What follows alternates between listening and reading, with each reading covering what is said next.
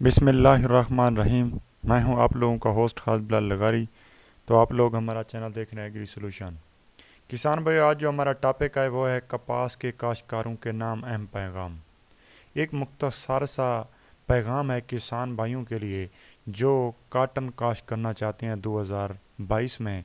तो इस साल जो कपास के काश्तकार हैं उनके नाम एक पैगाम है। आगे बढ़ने से पहले एक हमेशा की तरह किसान भाइयों छोटी सी गुजारिश होती है। किसान भाइयों, अगर आप हमारे चैनल पर नए आए हैं तो हमारे चैनल को सब्सक्राइब कर दें और ये बेल आइकन है इसको ऑल कर दें ताकि नई आने वाली वीडियो आप लोगों तक बर वक्त पहुँच सके। किसान भाइयों, जैसा कि आप लोग देख रहे हैं अपनी स्क्रीन पर भी, हम पहले भी काफ़ी टॉपिक पर बात कर चुके हैं। उम्मीद करता हूं कि आप लोग हमारे रेगुलर सब्सक्राइबर होंगे और हमारी रेगुलर वीडियो देखते होंगे।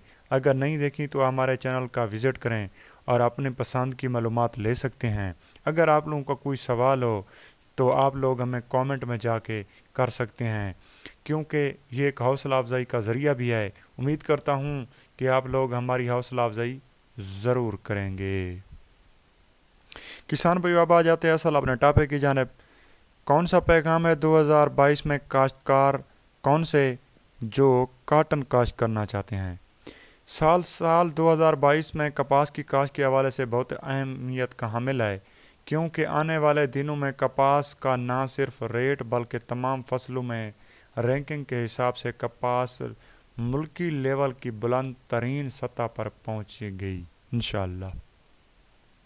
मगर इस साल चंद बातें बहुत अहम हैं और हसास हैं, और किसान भाई इन बातों पर अमल करें और बिल्कुल होशियार रहें।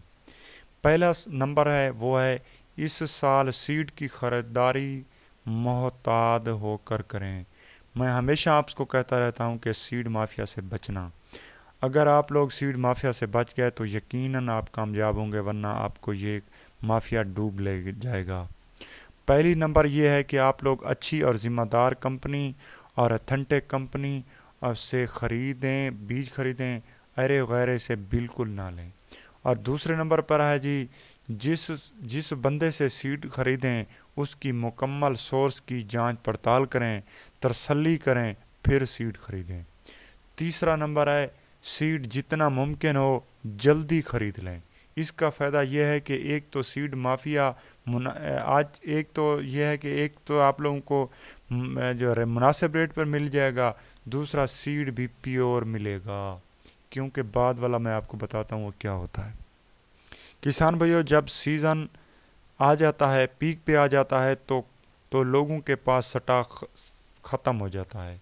स्टॉक जब उनके पास ख़त्म हो जाता है, वो बजाय सेल रोक देने के पैसों के चक्कर में आकर खल बनोला वाला बीज भी भर देते हैं। इससे बेहतर है कि आप लोग आज ही ख़रीद लें, अपने किसी तसल्ली वाले सोर्स से सीड ख़रीदें, ऐसे ऐरा गैरा नत्थू गैरा से बिल्कुल ना ख़रीदें। किसान भाइयों, चौथा जो नंबर है, कपास में मदरजा झैल बीमारियां बहुत ज़्यादा अटैक करती हैं। बीटी इस साल जितना ज़्यादा काश्त होगी उतना ज़्यादा कपास की फसल में मसाइल दरपेश होंगे, बलखसूस सफ़ेद मक्खी, गुलाबी सुंडी और सिकिंग पेस्ट।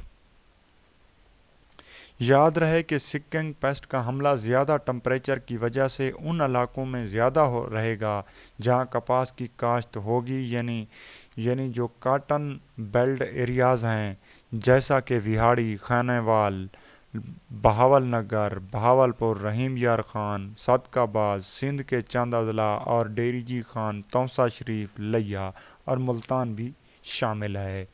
किसान भाइयों, आप लोगों से गुजारिश करता चलूँ, आप लोग कहेंगे कि आपने बीटी काटन की बात तो की और ट्रिपल जीन की बात नहीं की।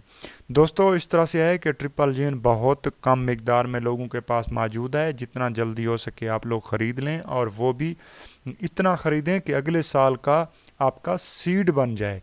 आप लोग ज़्यादा चक्कर में ना पड़ें, आप सिर्फ अपने सीड के हद तक ही ख़रीद लें, क्योंकि ट्रिपल जीन जब हमारे पास आएगी उसकी परफॉर्मेंस का पता चलेगा, तब ही अगले साल उसको काश्त करना। ज़्यादा महंगा बीज ऐसे ख़रीद कर और उसके रिज़ल्ट अगर अच्छे ना मिलें तो फिर भी कोई फ़ायदा नहीं है। मेरी आप लोगों से गुजारिश है कि आप ट्रिपल जीन कम लगाएं और सिर्फ अपनी ज़रूरत का लगाएं। शुक्रिया।